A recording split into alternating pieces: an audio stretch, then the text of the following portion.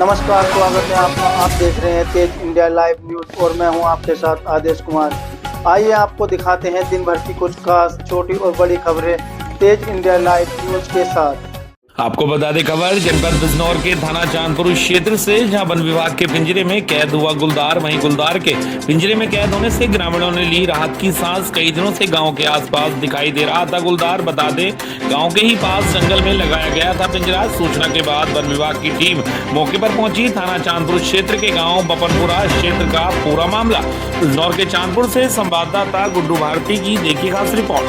आपको बता दें खबर जनपद बिजनौर के नगीना से, जहां नगीना में दर्दनाक सड़क हादसा हुआ है। बता दें बाइक से दवाई लेने जा रहे भाई बहन को डंपर ने कुचला। भाई की दर्दनाक मौत, बहन की हालत गंभीर। वहीं घटना से परिवार में मचा कोहराम। पुलिस ने डंपर को पकड़ा। बता दें आपको यह दर्दनाक सड़क हादसा नगीना में बूंदगी रोड पर हुआ है। बताया जा रहा है कि शेरकोट के गाँव नागरपुर खड़ शहर निवासी 24 वर्षीय रोहित पुत्र रंजीत अपनी बहन सोनी को दवाई दिलाने गया था। जब वह बाइक से बूंदगी रोड पर पहुंचा तो सामने से आ रहे तेज रफ्तार डंपर ने उन्हें रौंद दिया। हादसा इतना खतरनाक था कि रोहित ने मौके पर ही दम तोड़ दिया, जबकि उसकी बहन सोनी को नाजुक हालत में अस्पताल ले जाया गया, जहां से हायर सेंटर रेफर कर दिया गया है। मौके पर पहुंची पुलिस ने डंपर को जब्त कर लिया और मृतक के शव को कब्जे में लेकर पोस्टमार्टम के लिए भेज दिया है और आगे की कानूनी कार्रवाई शुरू कर दी है। इस दर्दनाक सड़क हादसे के बाद गाँव में गमगीन माहौल है, जबकि परिजनों का भी बुरा रो कर हाल है। बिजनौर के नगीना से संवाददाता राकेश कुमार की देखी खास रिपोर्ट। थाना क्षेत्र नगीना के बुंदकी रोड पर एक बाइक सवार द्वारा बस को ओवरटेक करने पर सामने से आ रहे डंपर से टक्कर हो गई, जिसमें बाइक सवार घायल हो गए, जिन्हें तत्काल सीएससी नगीना लाया गया, जहां डॉक्टरों द्वारा उपचार के दौरान एक व्यक्ति को मृत घोषित कर दिया गया तथा महिला की हालत डॉक्टरों द्वारा सामान्य बताई जा रही है। परिजनों की उपस्थिति में पंचायतनामा की कार्यवाही कर पोस्टमार्टम के लिए भेज दिया गया है तथा डंपर को कब्जे में लेकर अन्य विधिक कार्यवाही सुनिश्चित कराई जा रही है।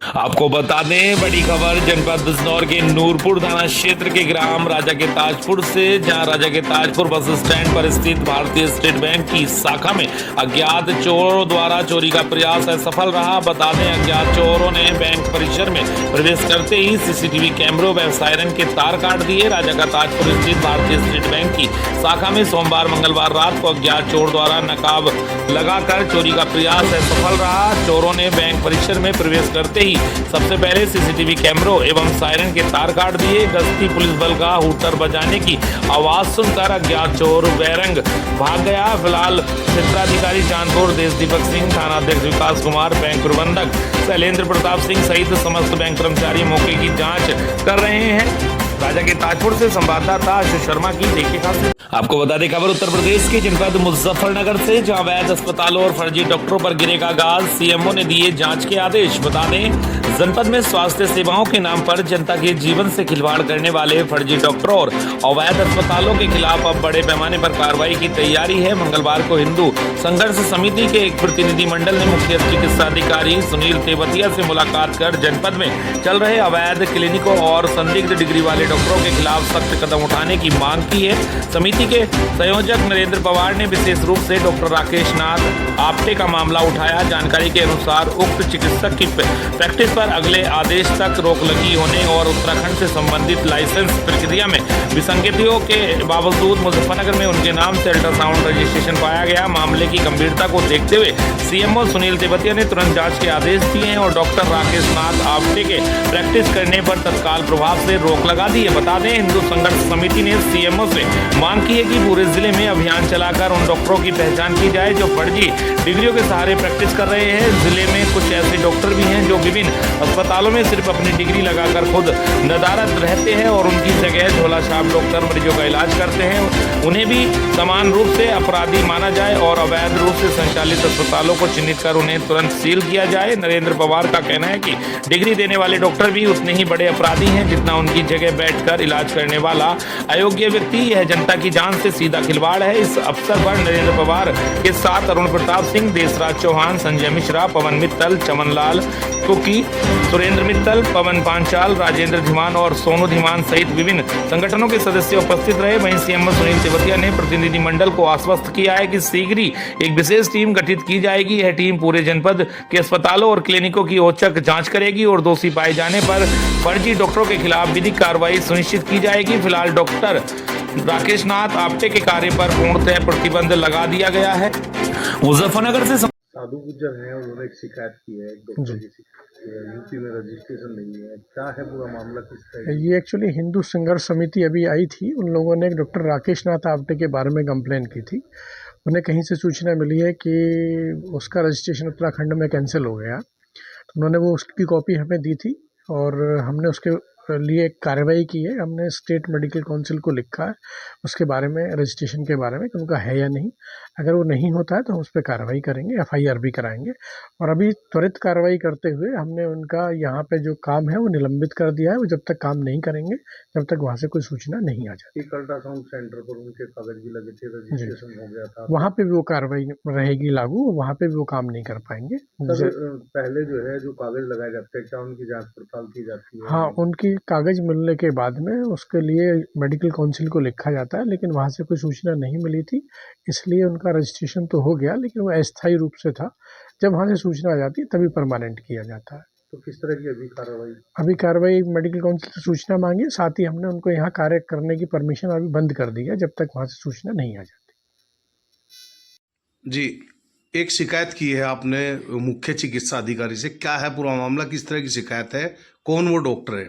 आज हिंदू संघर्ष समिति के एक प्रतिनिधि मंडल ने हमारे जनपद के CMO साहब से मिले और हमने ज्ञापन के माध्यम से उन्हें अवगत कराया कि कुछ डॉक्टर यहाँ पर जो है फर्जी तरीके से, जिनकी डिग्रियां भी निरस्त हो चुकी हैं और वो यहाँ पर लोगों की जान माल से खिलवाड़ करने का कार्य कर रहे हैं, अवैध रूप से प्रैक्टिस कर रहे हैं। मैं तो उनके हौसले को दाद दूंगा ऐसे डॉक्टरों के कि जो अन्य प्रदेशों से डिग्री निरस्त होने के बाद और यहाँ उत्तर प्रदेश से माननीय पूज्य महाराज जी की सरकार में जहाँ अवैध कार्य करने वाले अपराधियों पर बुलडोजर के तहत कार्रवाई होती है, उनका हौसले की हम दाद देते हैं कि वो फिर भी इतनी हिम्मत करते हैं। और मुजफ्फरनगर जनपद की क्रांति धरा पर अनेक जनपदों में ऐसे कार्य हो रहे हैं। आज हमने CMO साहब को उससे अवगत कराया। हमारे जनपद के सभी कस्बों में, नगर में अवैध रूप से अल्ट्रासाउंड सेंटर संचालित हो रहे हैं। अवैध रूप से डॉक्टर के नाम से छूट भैया झोला साहब जो है प्रैक्टिस करते हुए आम जनमानस की जान माल से खिलवाड़ कर रहे हैं और अवैध रूप से उनसे धन उगाही करते हुए अपनी जेब भर रहे हैं। हम तो ये मांग करते हैं आपके चैनल के माध्यम से जनपद के जिलाधिकारी महोदय से कि ऐसे अवैध रूप से प्रैक्टिस करने वाले उन छूट भैया डॉक्टरों पर और जो डिग्री निरस्त होने के बाद यहाँ आम जनमानस से खिलवाड़ करने का कार्य कर रहे हैं कि उनकी संपत्ति की भी जांच हो। अभी जिनका आप जिक्र कर रहे हैं कि उनकी डिग्री निरस्त कर दी गई थी, उसके बाद जो है यहाँ अभी जनवरी माह में आपको बता दें खबर उत्तर प्रदेश के जनपद बहराइच से, जहां सड़क हुई जर्जर, हजारों लोगों को हो रही परेशानी। सपा विधायक बोले विधानसभा में उठाएंगे मुद्दा। बता दें बहराइच जिले के केसरगंज विधानसभा में स्थित फकरपुर क्षेत्र के वजीरगंज से गंदवाल को जाने वाला मुख्य मार्ग बुरी तरह से क्षतिग्रस्त हो गया है। करीब 10 किलोमीटर तक की सड़क इस तरह से जर्जर हो चुकी है कि लोगों का इस पर चलना दुश्वार है। हल्की बारिश सड़क नाले में तब्दील हो जाती है। इसको लेकर लोगों में काफी आक्रोश है। वहीं स्थानीय ग्रामीण आलोक ने बताया कि इस क्षेत्र में 3 हाई स्कूल, इंटर कॉलेज हैं, प्राइमरी स्कूल, जूनियर स्कूल है। आसपास के क्षेत्रों से बच्चे पढ़ाई के लिए यहाँ पर आते हैं। जब तक बच्चे घर वापस न पहुँच जाएं तब तक परिजनों की चिंता बनी रहती है। वहीं स्थानीय सपा विधायक आनंद यादव ने बताया कि हमने जिला स्तर पर कई बार मार्ग की मरम्मत के लिए आवाज उठाई, लेकिन अभी तक कोई निष्कर्ष नहीं निकला है। हम आगामी विधानसभा सत्र में इस मामले को उठाएंगे। बालू लोड गाड़ी के चलने से होती है रोड की हालत खराब। बहराइच से संवाददाता पिंकी सिंह की एक ही खास रिपोर्ट। लड़ाई हम 9 तारीख से विधानसभा चलने जा रही है। इसको हम विधानसभा में भी रखेंगे और जब तक इसका समुचित हल नहीं हो पाएगा, 50 गांव के लोग पीड़ित हैं इस रास्ते की वजह से, हम भी परेशान हैं।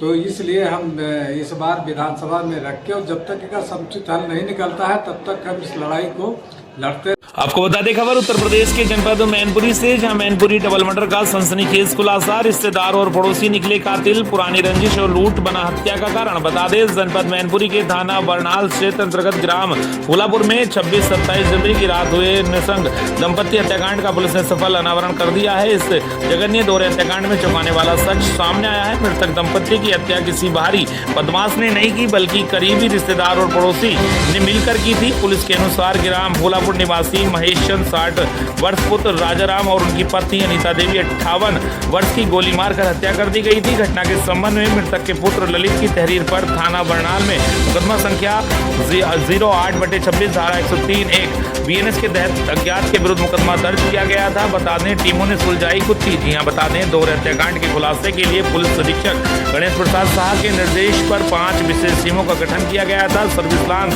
साइबर सेल से प्राप्त तकनीकी साक्ष्य, घटनास्थल से मिले भौतिक साक्ष्य और आसपास लगे CCTV कैमरों के विश्लेषण से इस केस में अहम भूमिका निभाई। मुखबिर की सटीक सूचना पर पुलिस ने 2 आरोपियों अर्जुन और आनंद को गिरफ्तार किया है। बता दें पुलिस ने अभियुक्तों के कब्जे से मृतक दंपत्ति घर से लूटे गए आभूषणों की 100% बरामदगी की है। साथ ही साथ अभियुक्तों की निशानदेही पर घटना में प्रयुक्त 2 तमंचे और 2 खोखा कारतूस भी बरामद किए हैं। बता दें पूछताछ में आरोपी आनंद ने सनसनीखेज खुलासा करते हुए बताया कि उनकी बहन एक विशेष जाति के युवक के साथ चली गई थी, जिसको लेकर मृतक महेश चंद और उनके परिजन लगातार ताने देते थे। इससे आनंद और उसके परिवार की बदनामी हो रही थी, जिसके चलते वह मृतक से गहरी रंजिश रखता था। आनंद की पहचान अर्जुन से पहले थी, क्योंकि अर्जुन मृतक महेश चंद के चचेरे भाई का दामाद है और दोनों परिवारों के संबंध भी अच्छे नहीं थे। दोनों ने मिलकर योजना बनाई कि मृतक के छोटे बेटे की शादी 17 फरवरी को होनी थी, जिस कारण घर में भारी मात्रा में जेवरात रखे होंगे। बता दें 23 जनवरी को जब मृतक का बड़ा बेटा और बहू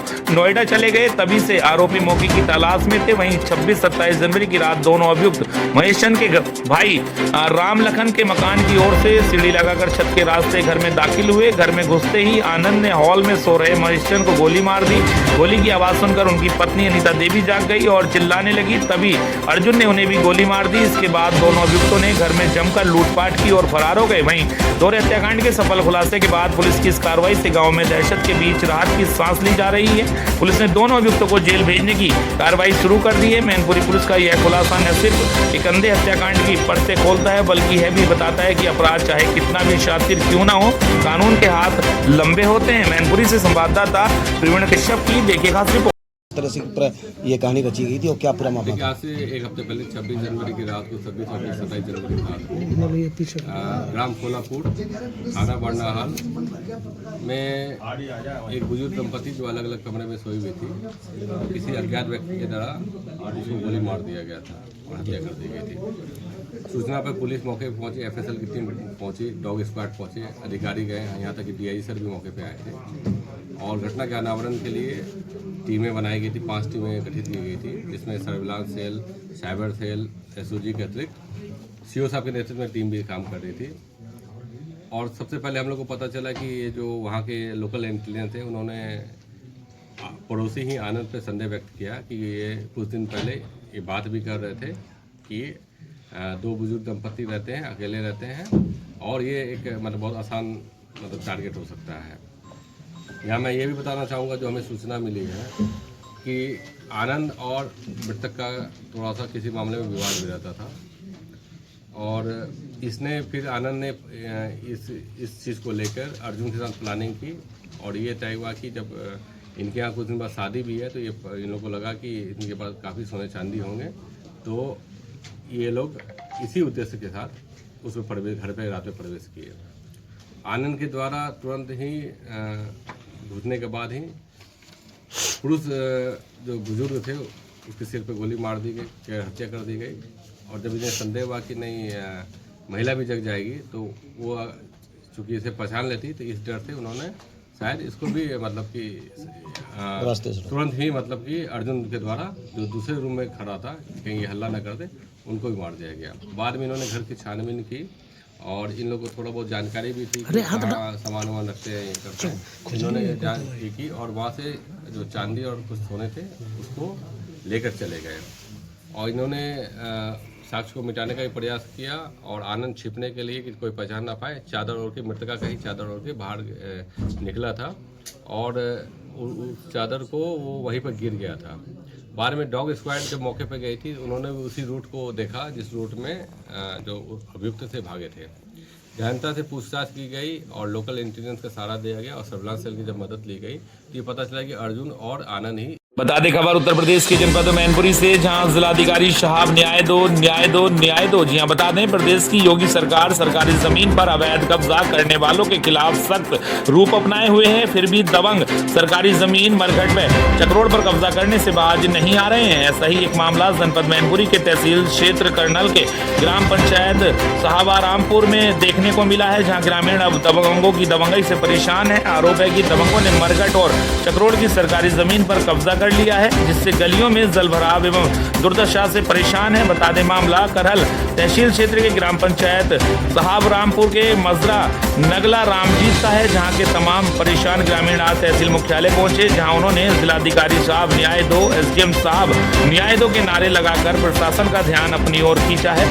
परेशान ग्रामीणों ने जिलाधिकारी एवं जिलाधिकारी कार्यालय के समक्ष प्रदर्शन कर ग्राम समाज के मरघट भूमि एवं चक्रोड़ को अवैध कब्जे से मुक्त कराए जाने की गुहार लगाई है। इस संबंध में ग्रामीणों ने उपजिलाधिकारी को शिकायत पत्र भी सौंपा है।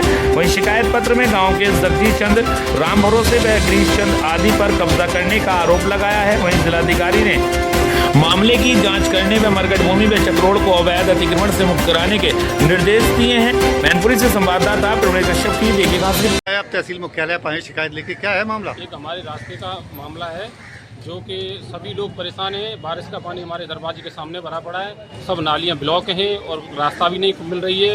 आगे हमारा जो मरघट है, मरघट को भी इन्होंने बो रखा है और उसमें भी कब्जा कर रखा है, और जो हमारी रोड है उसमें भी कब्जा कर रखा है इन्होंने। क्या चाह रहे हो? हम ये सोच रहे हैं कि हम ये न्याय लेके आए हैं, पत्र लेके आए हैं। महोदय जी से निवेदन है कि हमारी रास्ता खुलवाई जाए। जी आपका शुभ नाम? अच्छा, आज आप तहसील मुख्यालय पर आए शिकायत लेके, क्या है मामला? मामला जो है सर, हमारे घर के आगे पानी भरा रखा है और रास्ता निकलने के लिए है नहीं। आगे मरघट पे कब्जा कर रखा, वो मार सकती में रास्ता है सर। अच्छा, किन लोगों ने कब्जा किया है? ये गिरीश चंद है, जगदीश है, राम भरोसे हैं सर। क्या चाह रहे हो आप लोग? हम तो कह रहे हैं हमारी रास्ता खुल जाए सर, हम बहुत परेशान हैं, हम न्याय चाहते हैं। जब पानी तो बहुत समय से भरा हुआ है, तभी से एप्लीकेशन दे रहे हैं, कोई सुनवाई नहीं हो रही है। हमारे कल बच्चे रपट गए, उसमें उनके बहुत काफी चोट आई पानी में। बता दें खबर बिहार के बगहा पश्चिमी चंपारण से, जहां बगहा अंतर्गत गंडक पार प्रखंड पिपराशी पंचायत सेमरा, लवेधा, टीकरा, देरा, बलजोरा, बुद्धि नगरी वार्ड नंबर 8 आंगनबाड़ी केंद्र संख्या 157 संचालित गंडक नदी बीचों बीच होती है, जबकि नगर परिषद बगहा नारायणपुर घाट से 10 किलोमीटर लंबी नदी दूरी तय कर जाना पड़ता है। कोई ऐसा माँ बाप नहीं जो अपने 3 से 5 साल के बच्चों को 10 किलोमीटर दूर नदी पार करके आंगनबाड़ी में पढ़ने को भेजे। स्थानीय लोगों का कहना है कि आंगनबाड़ी संचालन महीने में 4 से 5 दिन ही होता है। यह जांच का विषय है। सरकार को धोखा दे रहे हैं, सरकारी पैसे को बंदरवाट कर रहे हैं। बता दें आपको, ग्रामीणों में आक्रोश है। यहाँ पर दूर दूर तक गांव का नामो निशान नहीं है। यहाँ पर अपना गाय भैंस पाल के रखे गोटा बनाकर संबंधित अधिकारी जांच कर उचित कार्रवाई करें, जनता की मांग है। बिहार के बगहा पश्चिमी चंपारण से संवाददाता सोहन निषाद की देखी खास। ये बताइए, जो आंगनबाड़ी है ये चलता है? नहीं चलता है। राशन उसन बच्चों को मिलता है? मिलता है कभी कभी। मतलब कितना मिल जाता है? 1 किलो मिलता है चावल, 1 किलो चावल मिलता है, सोयाबीन दाल, पावर सोयाबीन दाल। पिछले साल पैसा आया था 400 रुपए 40 बच्चों को बांटने के लिए, मिला था? नहीं मिला था। ये कौन सा जगह है? बोधी नगर। आप वोट कहाँ डालते हैं? बिहार में कैलाश नगर में। आप लोग सभी लोग कैलाश नगर में वोट डालते हैं? श्रीपत नगर में डालेंगे। बच्चा आपका? हमारा नाम राधा किशन। राधा किशन कौन जगह है? बोधी नगरी। जो है आंगनबाड़ी बा चलला तो कहाँ लड़का बड़ा चली, कबो कबो आवला तो चलला, ना तो जय सीताराम रहला। महीना में कब बेर खुलला? अब वो तो ना हमनी को भोज लगे चल जानी, अब पढ़ा के बेरा तो हमनी का बताई यार। ए तो 9 बजे खुलला, बेरा तो 10 साढ़े 10 बजे तक खुल नहीं के। उहे मानी राशन उसन बटाला में राशन उहे बटाला ना कहत नहीं की हमनी के महीने में को मिली, को 2 महीना गायब रही। पैसा आइल बांटे के 400 रुपया पिछले साल लइकन के मिलल है ना? काय ना खा 200 मिल रहा है। एक दूध कितना? 200? हाँ 200 मिल रहा है। 200